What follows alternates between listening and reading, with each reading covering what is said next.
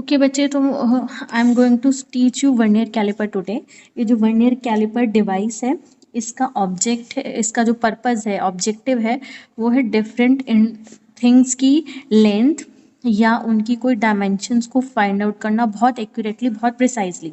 ठीक है, देखो जो हमारा मीटर स्केल होता है, सबने नोटिस किया होगा, मीटर स्केल सबने देखा होगा। ये सपोज 0 से लेके 10 सेंटीमीटर तक है, वैसे स्केल में 12 होते हैं, मैंने 10 रैंडमली ड्रॉ कर दिए। और 0 से सपोज ये 1 सेंटीमीटर है, इसके बीच में 1 2 3 4 5th लंबी होती है, 6 7 8 9 एंड 10th ही होती है, 10 डिविजन्स होती हैं और बिल्कुल एक्यूरेटली इक्वली स्पेस्ड होती है। मैंने यहाँ पर मेरा मार्जिन ज़्यादा आ गया है, but all the lines are equally spaced. ठीक है, तो जो एक छोटी डिवीजन है वो किसको रीड करती है? 1 मिलीमीटर को, ये वाली।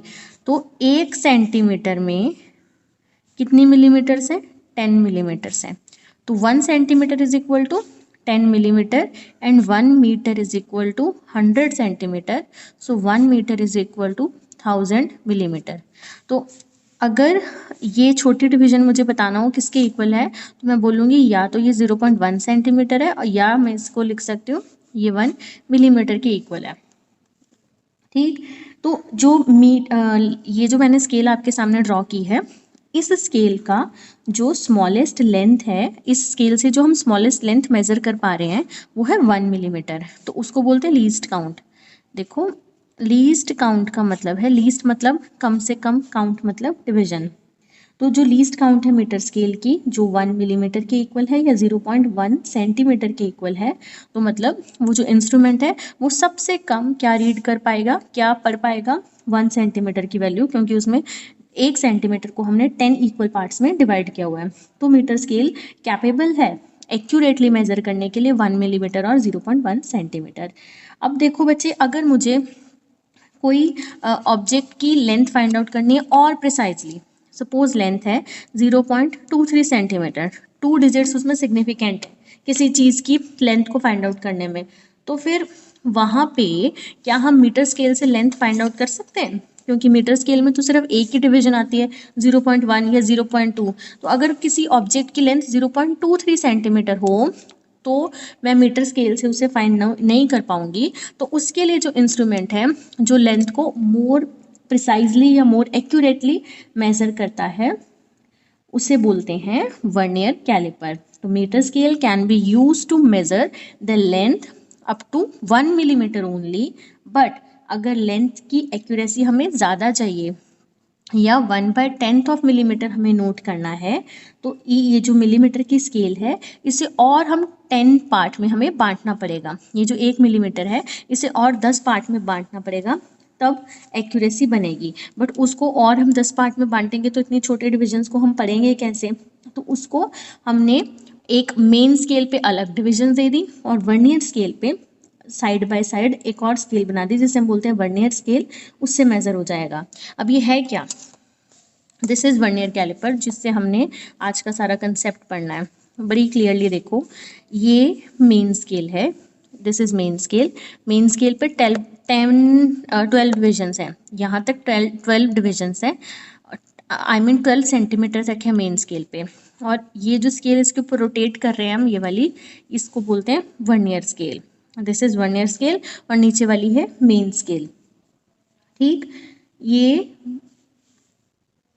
मूवेबल जॉज हैं, ये वाले जॉज, ये और ये मूव कर सकते हैं ना, ये देखो ये ऐसे मूव हो रहे हैं, सो दे आर मूवेबल जॉज।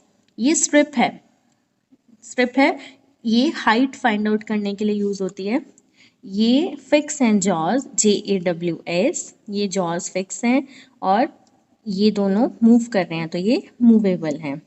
अगर हमें जो इनर फाइंड करनी हो डायामीटर, तो हम अपर जॉज यूज़ करेंगे, ये वाले।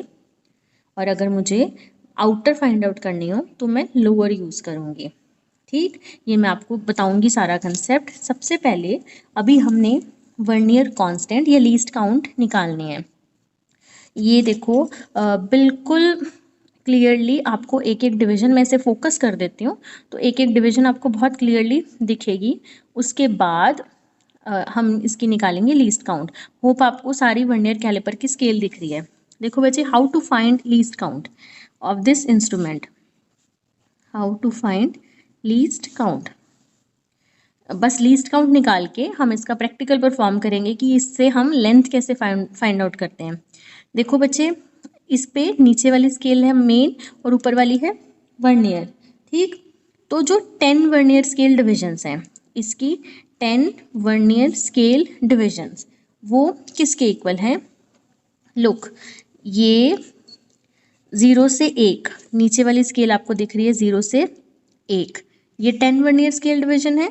तो जब मैं इसकी 0 के ऊपर वर्नियर की 0 कर रही हूँ, देखो मैंने क्या किया, इसकी 0 के ऊपर ये वर्नियर की 0 कर दी, ठीक है।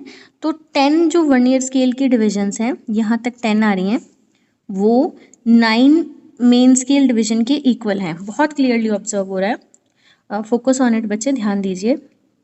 जो 10 वर्नियर की हैं वो मेन की 9 के इक्वल हैं। मैं ऐसे बताती हूँ आपको, वर्नियर स्केल पे ये 0 1 2 3 4 0 1 2 3 4 और ये 5th डिवीजन 6 7 8 9 10 डिवीजन। इसकी जब 10th खत्म हो जाती है ना, तो मेन की यहाँ पे 9th होती है, 10th उसकी आगे चली जाती है। तो ये 9 है और यहाँ पे 1 आता है, 0 से लेके 1। तो ये यहाँ पर हो रहा है 10 vernier scale division is equal to 9 main scale division. So 1 vernier scale division is equal to 9/10 MSD, ठीक। वर्नियर कांस्टेंट मतलब कितनी वैल्यू का डिफरेंस है। वर्नियर कांस्टेंट का फॉर्मूला होता है कि main scale division vernier scale division से कैसे डिफर कर रही है। तो vernier constant is equal to 1 main scale division minus 1 vernier scale division. तो मेन स्केल डिवीजन मैंने एज इट इज रख दी, वर्नियर स्केल डिवीजन की वैल्यू पुट कर दी 9/10 MSD। Main scale division as it is, vernier scale division 9/10 ये put कर दिया। ये जो वर्नियर कांस्टेंट है ना, दिस वर्नियर कांस्टेंट, इसका मतलब है कि difference between the 1 value of main scale division and 1 vernier scale division. तो मतलब कि स्मॉलेस्ट लेंथ, इनको माइनस करके पता चलेगा ना कि स्मॉलेस्ट लेंथ वर्नियर कैलिपर कितनी मेजर कर पा रहा है। तो vernier constant is the smallest length that can be measure by vernier, जिसे हम लीस्ट काउंट भी बोलते हैं। तो वर्नियर कांस्टेंट को लीस्ट काउंट भी बोल सकते हैं, the smallest value which can be read by this instrument. अब यहाँ पे क्या किया, एलसीएम ले लिया, इन दोनों में MSD इज कॉमन, MSD बाहर रख दी, 1 माइनस 9/10, 10 1 ज़ा 10, 1/10 into MSD। So what is 1/10, what is MSD? MSD मतलब मेन स्केल डिवीजन। देखो बच्चे, मेन स्केल पे 0 से 1 के बीच में 10 डिविजन्स हैं, जो मैंने आपको आते ही बताया कि मीटर स्केल पे भी इतना होता है। तो 0 से 1 के बीच में 10 डिविजन्स हैं, 1 2 3 4 5 6 7 8 9 एंड दिस इज 10th। तो मेन स्केल डिवीजन की सबसे छोटी वैल्यू क्या है? या तो 0.1 सेंटीमीटर या 1 मिलीमीटर। मिलीमीटर में 1 मिलीमीटर और सेंटीमीटर में 0.1 सेंटीमीटर। तो 1/10 0.1 सेंटीमीटर, मतलब इस MSD को मैंने पुट कर दिया 0.1 सेंटीमीटर, क्योंकि 1 MSD is equal to 0.1 centimetre. तो लीस्ट काउंट जब इसे सॉल्व करेंगे 1/10 इंटू 0.1, तो इसे देखो डेसिमल हटाया, 1/10 means 1/100 means 0.01 centimeter. तो what is the least count of this device is 0.01 centimeter, और अगर मिलीमीटर में लिखना हो तो 0.1 millimetre. This is the least count of this device. Clear? अब इसे हम यूज कर रहे हैं इस इंस्ट्रूमेंट को टू फाइंड, सबसे पहले बेसिक सा हम एक बॉब ले रहे हैं, दिस बॉब, ये मेटालिक बॉब है और मैं इसे मेटालिक बॉब को यूज़ कर रही हूँ, सॉरी वर्नियर कैलिपर को यूज़ कर रही हूँ मेटालिक बॉब का डायामीटर कैलकुलेट करने के लिए। तो व्हाट इज़ द पर्पस या aim of this experiment is to find diameter of given bob using vernier caliper। ठीक है, तो देखो बच्चे, ये वर्नियर है, इसको ओपन किया और इसका डायामीटर निकालना है, तो इसको अलग अलग पोजीशन में इसके बीच में रखेंगे। तो डायामीटर आपको पता ना, ये जैसे ये सर्कल है, सर्कल के सेंटर से जो लाइन ज्वाइन हो रही है वो किसी भी पोजीशन से हो सकती है, वो उसका डायामीटर होती है। मैंने इसको ऐसे सेट कर लिया। फाइन।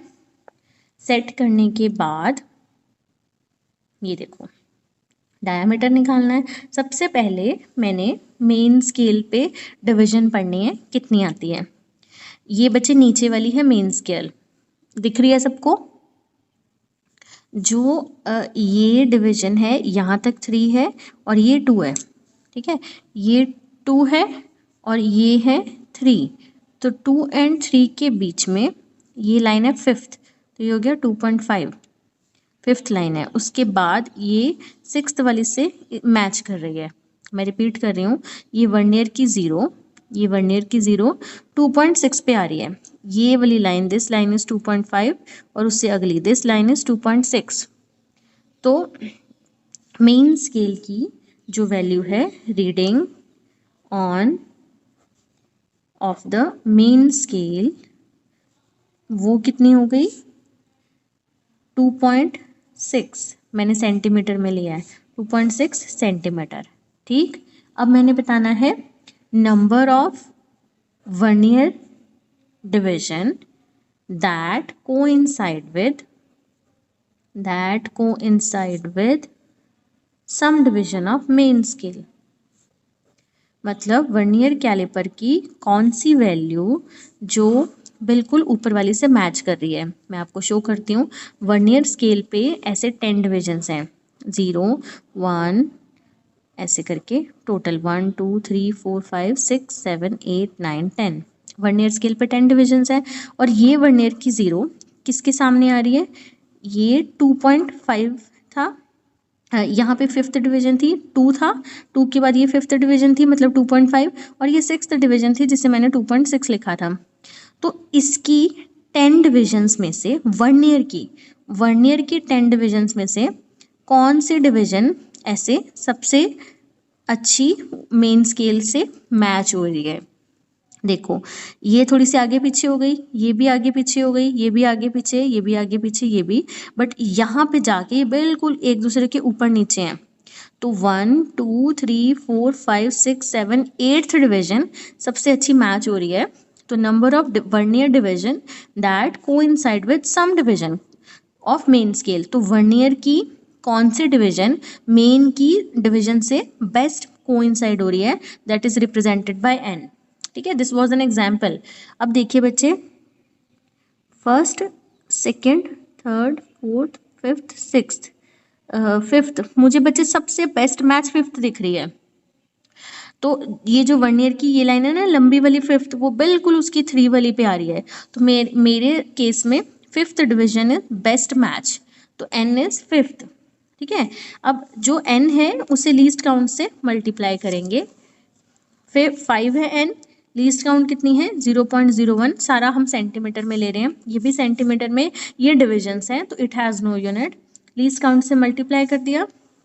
ऑब्जर्व डायमीटर कितना आएगा, इसे सॉल्व करते हैं। ऑब्जर्व डायमीटर को, ये जो टर्म है इसे x लिखते हैं, दिस इज x, और ये जो फॉर्मूला है ये y के इक्वल है, तो इन दोनों को ऐड करना है, x प्लस वाई, 2.6 प्लस ये y which is equal to 0.05, 0.05। तो जब मैं इसे सॉल्व करूँगी आंसर आएगा 2.65 सेंटीमीटर। तो this is the first reading. ठीक, अब हमने क्या करना है, इसको किसी और पोजीशन में रखना है, ऐसे रख देना। ठीक, ऐसे हमने 7 8 रीडिंग्स के सेट ले लेने हैं, 5 6 को रीडिंग ले लेनी है। अब देखो फिर से मैंने इसे ऐसे रखा बॉब को, तो फिर अगेन रीडिंग मैं चेक कर रही हूँ 2.5 एंड 2.6। ये जो मेन्स ये 0 है, ये अभी भी 2.6 के इक्वल है, तो यहाँ पर सेकेंड रीडिंग में भी मेरा रहा 2.6, लेकिन अब जो बेस्ट मैच है वो बदल जाएगी। 1st 2nd 3rd 4th 5th 6th 7th 8th 9th 10th। अब बच्चे सबसे बेस्ट मैच जो है वो 6 कर रही है, 6th division is best match, तो 2.6। अब इस ये 5th ऊपर वाला था, अब 2.6 से जो बेस्ट मैच है वो बेस्ट मैचिंग 6 है, 6 इंटू लीस्ट काउंट पुट कर दिया, वो आएगा 0.06, और इस केस का आंसर आएगा 2.66 centimetre. This is the second reading. फिर से बॉब को अलग किसी पोजीशन में सेट किया, रैंडमली हमने अलग अलग पोजीशन में इसको सेट कर देना है। अब सपोज मैंने मिडल में कर लिया, फिर से मुझे रीडिंग लेनी है। मेन स्केल की reading is again 2.6, you can see it. Main scale की फिर से 2.6 है, जो बेस्ट मैच है वो चेंज हो गई है। तो थर्ड रीडिंग में यहाँ पे लिखती हूँ 2.6 और best match I can show you. देखिए बच्चे, बेस्ट मैच इस केस में first, second, third, fourth, fifth, six, seventh, eighth division is best match. तो मैंने यहाँ पे लिख दिया 8 इंटू 0.01 0.08, सॉल्व करेंगे तो आंसर आएगा 2.68 सेंटीमीटर। तो ऐसे ही बच्चे 3 रीडिंग्स की जगह हम 5 रीडिंग्स लेंगे और बाद में 5 रीडिंग्स लेके उनका मीन ले लेंगे। तो मीन का फॉर्मूला क्या होता है, we are going to calculate the diameter. So diameter for first observation, for second observation, for third observation, क्योंकि मैंने 3 लिए, divided by 3, 2.65 plus 2.66 plus 2.68 divided by 3। तो इन्हें सॉल्व जब हम कर लेंगे तो आंसर हमारा जो आएगा, that is the mean diameter of a given bob by using a vernier calliper. ठीक है। अब देखो बच्चे, जब हमने इसका डायामीटर निकाला तो कुछ बातों का हमने ध्यान रखना है। एक तो इसमें एरर होते हैं, वर्नियर कैलिपर में एरर होते हैं जिन्हें हम बोलते हैं ज़ीरो एरर्स। या मेरे इंस्ट्रूमेंट में कोई एरर नहीं था तो मैंने और इसे कॉम्प्लिकेट करना नहीं था, इसलिए आपको बहुत सिंपली वे में ईजी करके बताया था। देखो बच्चे, अगर वर्नियर की ज़ीरो मेन की ज़ीरो से बंद करने पे, ये मैंने बिल्कुल क्लोज कर दिया है, अगर वर्नियर की ज़ीरो मेन की ज़ीरो से कोइंसाइड नहीं करती है, लुक, वर्नियर की ज़ीरो मेन की ज़ीरो से कोइंसाइड ना करे तो उस केस में बोलते हैं कि इस डिवाइस में एरर है, that is called zero error, क्योंकि ज़ीरो से ज़ीरो ज्वाइन नहीं हो रही है। तो पहले हमें ज़ीरो एरर को सॉल्व करना होता है, बट हमारे केस में ज़ीरो एरर निल है, कोई एरर नहीं है, इसलिए मैंने एरर के कंसेप्ट को ऐड नहीं किया था। बट स्क्रू गॉज में मोस्टली एरर्स होते हैं, तो एरर का कंसेप्ट हम स्क्रू गॉज में बहुत पढ़ेंगे आगे जाके। ठीक। नेक्स्ट मैं आपको बता रही थी कि जॉस को हम प्रेस करते हैं तो बड़े अच्छे से करना है, जेंटली करना है, ज़्यादा अंदर को नहीं दबाना है। और सारे केसेस में पैरेलेक्स एरर नहीं होनी चाहिए। हमने अपनी आई को बिल्कुल वर्नियर कैलिपर के सामने रखना है, क्योंकि जब हम इधर से या आई को मूव करके इधर उधर देखेंगे तो एरर आ सकती है। बिल्कुल वर्टिकली अप रखने पे पैरेलेक्स काफ़ी हद तक रिमूव हो जाता है। ठीक। तो इन मेथड से एरर जनरेट होती है जो हमें नहीं रखनी। क्लियर। तो सपोज अब मुझे अपने पेन का डायमीटर निकालना है। मैं पेन का डायमीटर, मैं चॉक का डायमीटर, किसी भी बॉडी का डायमीटर कैलकुलेट कर सकती हूँ थ्रू दिस डिवाइस। मैंने पेन ऐसे इंसर्ट किया। Can you tell what is the reading on the main scale? Look, what is the reading on main scale? यहाँ पे 0 है, 0 से 1 के बीच में वर्नियर की 0 मेन की कौन सी वैल्यू से कोइंसाइड कर रही है? Will someone answer this? 9। What is the reading? Reading of the main scale, इसके नीचे मैं क्या लिखूंगी? 0 गुड।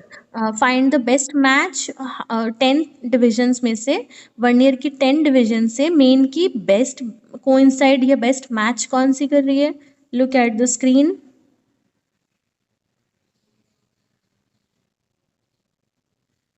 सारी डिविजन्स बेस्ट मैच नहीं करेंगी। Fourth, okay, 0, I mean first, second, third, fourth, yes you are right, fourth division जो है वो बेस्ट मैच कर रही है, तो मैं यहाँ पर लिखूंगी 4। फिर 4 को लीस्ट काउंट से मल्टीप्लाई करूंगी, 4 इंटू 0.01 0.04, फिर इसमें इस फैक्टर को ऐड करूंगी। तो what is the diameter of this pen? 0.94 centimetre. The diameter of my pen is 0.94। तो अगर मुझे इस रीडिंग को बहुत एक्यूरेटली मेजर करना है तो मैं 3-4 रीडिंग्स लेके मीन निकालूंगी। Clear to everyone?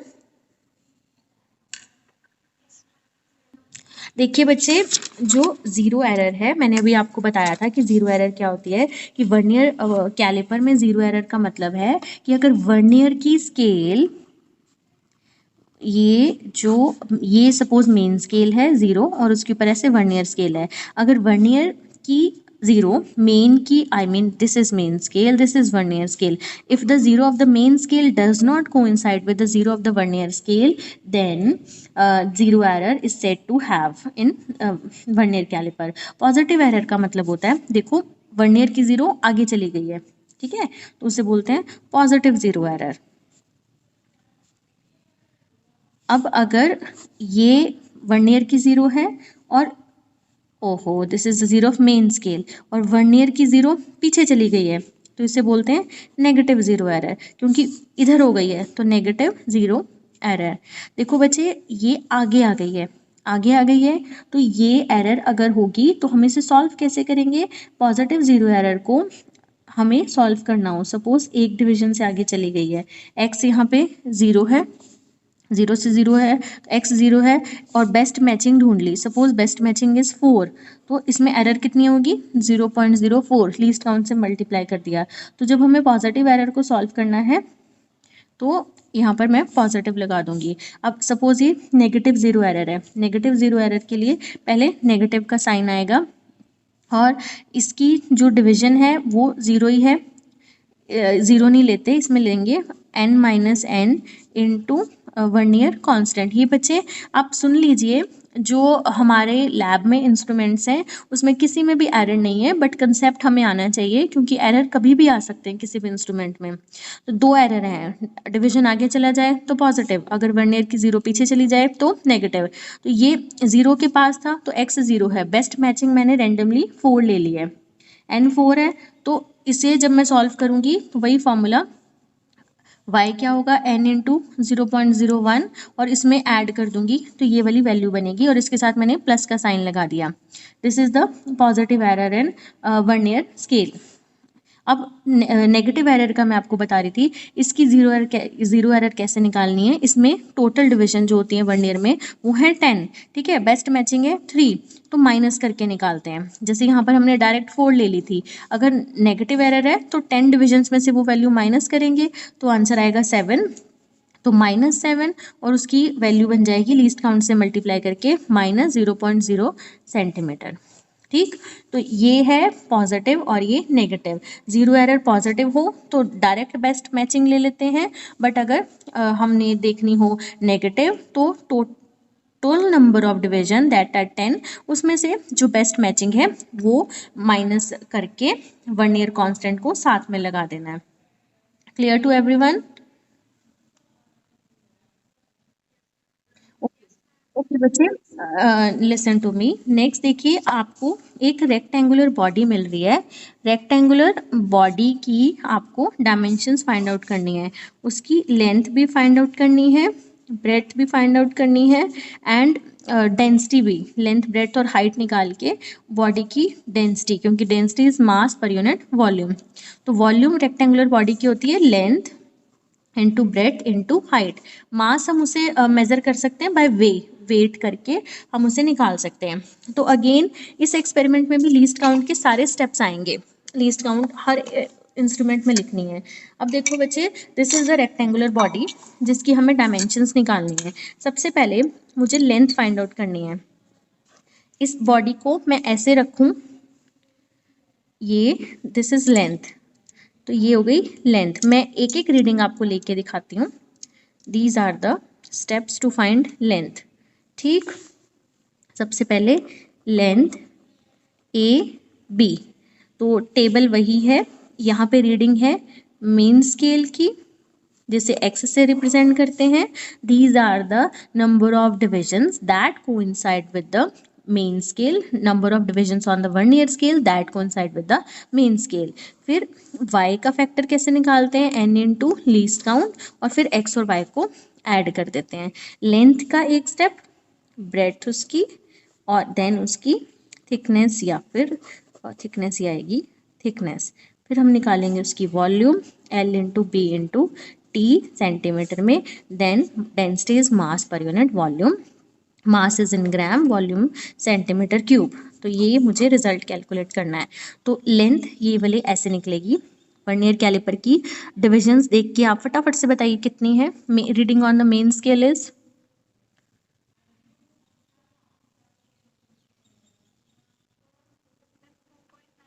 Yes, 2.9, length 2.9. Find the best match.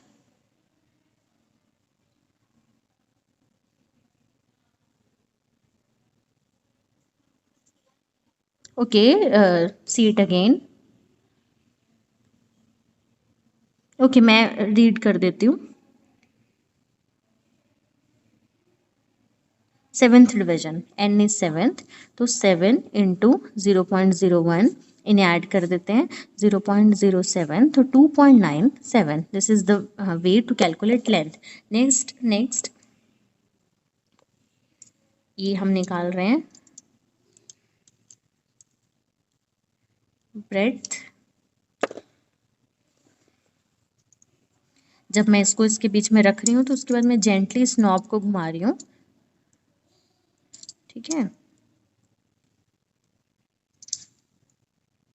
Okay, ये सेट हो गया. अब निकल भी जाए कोई बात नहीं.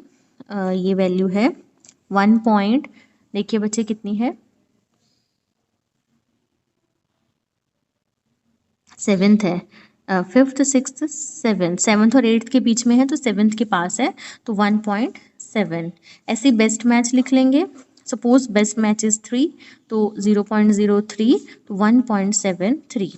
थिकनेस निकालनी है तो इसको मुझे इस पोजीशन में रखना पड़ेगा ऐसे, तो मैं थिकनेस निकालूंगी. ठीक है. Read it's value, it's 0.5. Can you see it.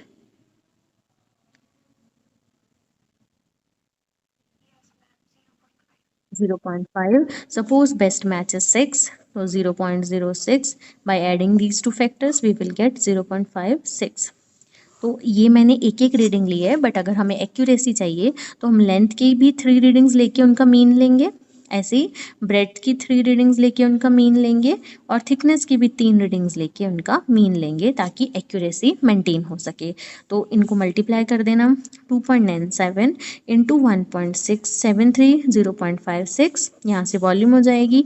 Mass major करने के लिए इसे हम वेग कर लेंगे. हमारे लैब में वेइंग मशीन है, तो मास वहाँ से आ जाएगा. देन वॉल्यूम फाइंड आउट कर लेंगे. Clear to everyone.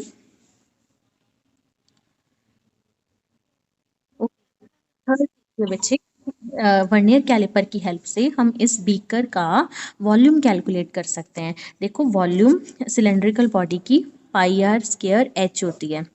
हाइट के लिए are you able to see. Height के लिए बच्चे जो पीछे की टेल है, ये वाली जो टेल है, ये मैं इसको नॉब से खोल रही हूँ ऐसे ऐसे ऐसे, और इस टेल को यहाँ पे रख रही हूँ. ऐसे मैंने रख देना है और टेल बिल्कुल टच करनी चाहिए. मेरी टच नहीं कर रही थी, मैंने इसलिए इसको और खोला. यहाँ पे बिल्कुल नीचे अच्छे से टच हो रही है और ये अभी भी सी थोड़ा सा नीचे है, तो मैं ज़रा सा इसे और कर रही हूँ. नाउ टेल टच हो रही है और ये इसकी हाइट पे आ गया. ठीक, हाइट आ जाएगी. थोड़ा सा और खुल सकता है. Yes, perfect. तो ये हाइट पे टच हो गया. ये फर्स्ट रीडिंग है हाइट की. तो रीडिंग पढ़ लेते हैं. तो देखो मैंने इस स्ट्रिप की हेल्प से हाइट निकाली है. ये रीडिंग देखो 7 और 8 है. 7.5, 6, 7. तो हाइट के लिए main scale is 7.7. Best matches, first division सबसे बेस्ट है तो मैं 1 ले रही हूँ. फाइन.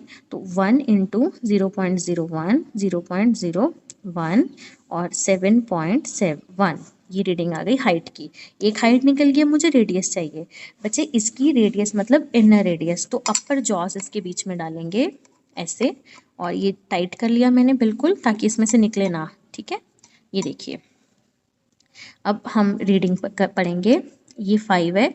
5 से पहले एक डिवीजन है. होप आपको स्क्रीन पे क्लियर है. तो ये 4.9 हो गया. तो radius is 4.9. Best match is 1, 2, 3, 4, 5, 6, 7th, 8th, 9th. 7th और 6 परफेक्ट मैच कर रही है, तो 7 ले लेते हैं. 0.07. तो आंसर इज 4.97. तो ये आ गई रेडियस. तो मैंने अब वॉल्यूम निकालनी है. वॉल्यूम का formula pi R square H. बच्चे मैं रिपीट कर रही हूँ, मैं सिर्फ आपको एक रीडिंग का डेमो दे रही थी कि इंटरनल रेडियस अपर जॉस से फाइंड आउट होती है और हाइट निकालने के लिए हम स्ट्रिप की हेल्प लेते हैं. बट एक्चुअल में हमें 3-3, 4-4 रीडिंग्स लेनी है ताकि हम बहुत एक्यूरेसी से काम कर पाएँ.